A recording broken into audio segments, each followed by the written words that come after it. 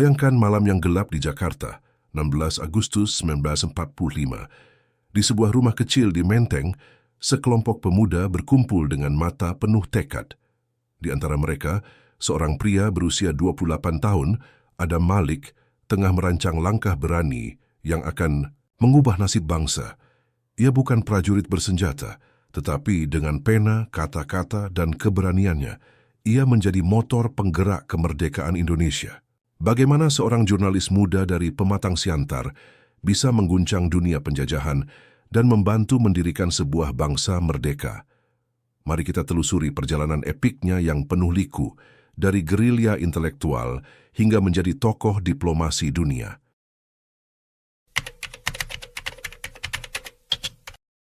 Pada Maret 1942, Jepang menginvasi Indonesia, mengusir Belanda dari kekuasaan kolonial yang telah berlangsung selama lebih dari 3 abad. Mereka datang dengan janji manis, Asia untuk Asia, sebuah slogan yang menawarkan harapan, kemerdekaan bagi bangsa-bangsa Asia yang telah lama tertindas. Namun, kenyataan berbicara lain. Jepang bukan pembebas, melainkan penjajah baru yang tak kalah kejam. Mereka memberlakukan kerja paksa yang dikenal sebagai Romusha, yang merenggut nyawa puluhan ribu rakyat Indonesia. Sumber daya alam dirampas untuk kebutuhan perang, dan kontrol ketat diberlakukan terhadap segala bentuk aktivitas politik. Di tengah suasana mencekam ini, seorang pemuda dari Pematang Siantar, Sumatera Utara, bernama Adam Malik, mulai menunjukkan taringnya. Adam, yang saat itu baru berusia 25 tahun, bukan pejuang yang mengangkat senjata. Senjatanya adalah pena dan kata-kata. Sebagai pendiri kantor berita Antara pada 1937, ia memanfaatkan posisinya sebagai jurnalis untuk menyebarkan propaganda anti-Jepang secara sembunyi-sembunyi. Antara, yang berbasis di Jakarta, menjadi jantung informasi bagi para nasionalis. Adam dan rekan-rekannya menulis artikel yang tampak netral di mata sensor Jepang, tetapi terselip pesan-pesan halus yang membakar semangat perlawanan. Misalnya, sebuah laporan tentang kemajuan pertanian di bawah Jepang sebenarnya menyiratkan penderitaan petani akibat penyitaan paksa hasil panen. Artikel-artikel ini dibaca oleh para aktivis di seluruh Nusantara, menjadi nyala api kecil yang menjaga perjuangan tetap hidup. Namun, perjuangan Adam tidak terbatas pada tulisan. Ia juga menjadi otak di balik pertemuan-pertemuan rahasia di Jakarta. Di sebuah rumah kecil di kawasan Menteng, ia bergabung dengan kelompok pemuda seperti Chairul, Saleh Sukarni, dan Wikana. Bersama mereka merencanakan strategi untuk mempercepat kemerdekaan. Pamflet anti-Jepang disebarkan di bawah hidung Kempe Itai, polisi rahasia Jepang yang terkenal kejam.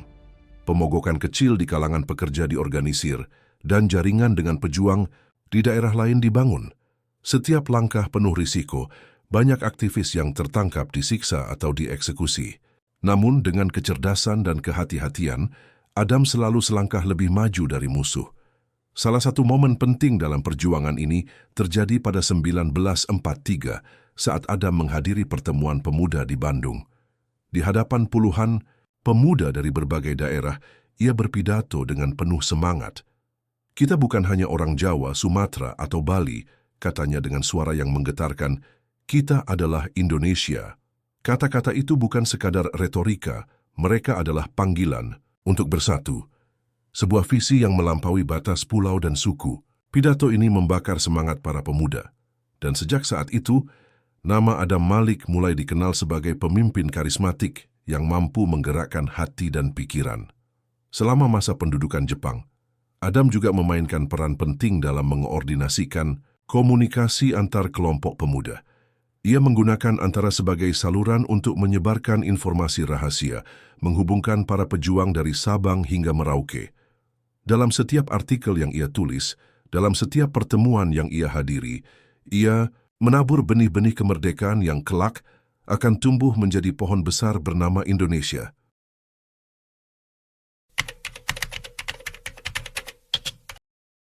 Agustus 1945 menjadi titik balik dalam sejarah Indonesia.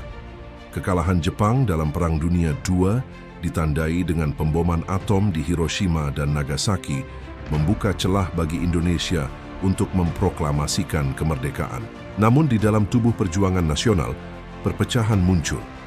Golongan tua yang dipimpin oleh Soekarno dan Muhammad Hatta ingin menunggu izin resmi dari Jepang. Sementara itu golongan pemuda, termasuk Adam Malik, menuntut tindakan segera. Bagi mereka, kemerdekaan bukan hadiah yang diberikan, melainkan hak yang harus direbut. Pada malam 15 Agustus 1945, suasana di Jakarta memanas. Di sebuah rumah di Cikini, Adam bertemu dengan Wikana, Chairul Saleh, dan Sukarni. Mereka muak dengan sikap hati-hati golongan tua. Jika kita menunggu lebih lama, Belanda akan kembali dan semua perjuangan kita sia-sia, tegas Adam dalam diskusi sengit itu. Ia mengusulkan rencana berani, menculik Soekarno dan Hatta untuk memaksa mereka memproklamasikan kemerdekaan. Adam bukan hanya berbicara, ia merancang logistik rencana ini. Ia menyarankan Rengas Dengklok, sebuah desa terpencil di Karawang, sebagai tempat persembunyian yang aman dari mata-mata Jepang. Dini hari 16 Agustus rencana itu dilaksanakan. Adam dan rekan-rekannya mendatangi rumah Soekarno di Jalan Pegangsaan Timur 56, Jakarta. Beberapa mobil diparkir di depan rumah dan sekelompok pemuda bersenjata ringan berdiri siaga. Mereka tidak berniat menyakiti, tetapi tekad mereka tak bisa ditawar. Adam melangkah maju dan berbicara dengan nada tegas namun penuh hormat. Bung Karno, Bung Hatta, rakyat sudah tidak sabar. Kita harus memproklamasikan kemerdekaan sekarang atau kita akan kehilangan momen ini. Soekarno awalnya menolak, khawatir tindakan ini akan memicu kekacauan. Namun argumen logis Adam dan tekanan dari para pemuda akhirnya membuatnya menyerah. Soekarno dan Hatta diculik ke Rengas Dengklok. Di sebuah rumah sederhana milik petani lokal, suasana penuh ketegangan. Adam dan pemuda lain menjaga situasi, mencegah potensi serangan dari pasukan Jepang atau sekutu. Selama berjam-jam, perdebatan sengit berlangsung. Adam, dengan kemampuan retorisnya yang luar biasa, menekankan bahwa rakyat Indonesia sudah siap. Di Surabaya, Bandung, dan daerah lain, pemuda sudah mengambil alih senjata dari Jepang. Jika kita tidak bertindak, darah mereka akan sia-sia, katanya. Ia juga mengingatkan bahwa penundaan hanya akan menguntungkan Belanda yang sedang bersiap kembali dengan dukungan sekutu. Akhirnya, setelah negosiasi yang melelahkan, Soekarno dan Hatta setuju untuk kembali ke Jakarta dan memproklamasikan kemerdekaan pada 17 Agustus 1945. Adam dan pemuda lain mengawal mereka dengan hati-hati, memastikan keselamatan mereka. Pada pagi hari bersejarah itu, di halaman rumah Soekarno, proklamasi kemerdekaan Indonesia diumumkan. Bendera merah putih berkibar untuk pertama kalinya dan dunia mendengar kelahiran sebuah bangsa baru. Peran Adam dalam peristiwa Rengas Dengklok adalah bukti nyata keberanian dan kecerdasan strategisnya, sebuah momen yang mengubah sejarah.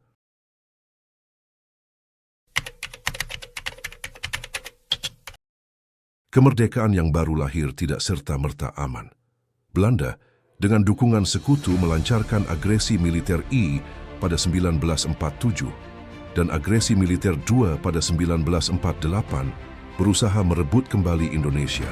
Adam Malik, yang kini menjadi salah satu tokoh kunci dalam perjuangan nasional, tidak tinggal diam. Ia beralih dari pena ke aksi nyata, mendukung perlawanan bersenjata melawan penjajah. Pada 1946, Adam mendirikan Partai Rakyat, sebuah organisasi politik yang bertujuan memobilisasi pemuda untuk mempertahankan Republik Indonesia. Ia sering bepergian ke Jawa Tengah, Jawa Timur, dan Sumatera, menggalang dukungan rakyat dan mengordinasikan perlawanan. Meskipun ia lebih dikenal sebagai organisator, perannya dalam mendukung gerilya tak bisa diabaikan.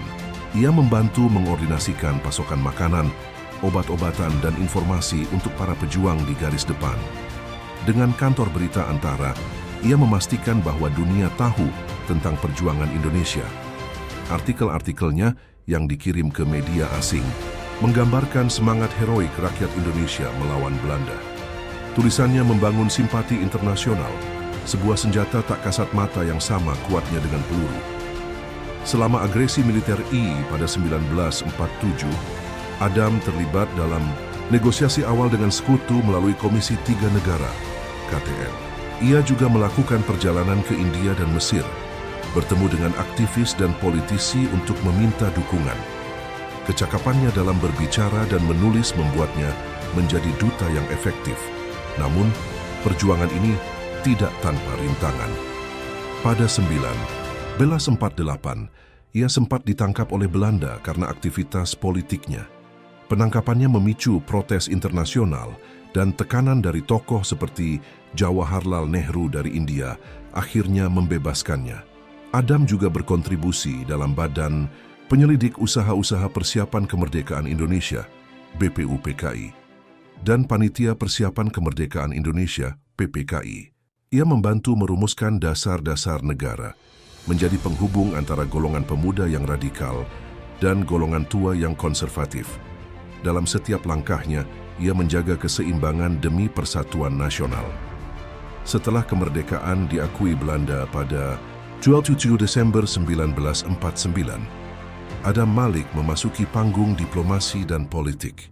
Pada 1956, ia terpilih sebagai anggota DPR melalui pemilu pertama Indonesia, mewakili Partai Murba. Ia kemudian menjabat sebagai Duta Besar untuk Uni Soviet dan Polandia 1905-1962, serta Menteri Perdagangan 1963-1964. Namun puncak karirnya datang saat ia menjadi Menteri Luar Negeri dari 1966 hingga 1947.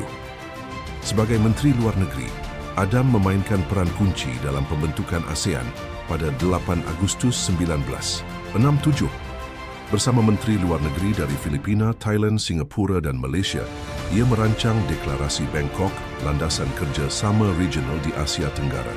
ASEAN menjadi simbol perdamaian dan stabilitas di tengah Perang Dingin, dan peran Adam menunjukkan visinya untuk menjadikan Indonesia pemimpin dunia ketiga. Pada 1971-1972, Adam menjadi Presiden Sidang Majelis Umum PBB ke-26, sebuah prestasi monumental bagi Indonesia. Ia memimpin diskusi tentang isu global seperti perlucutan senjata dan kemiskinan sambil memperjuangkan kepentingan bangsa.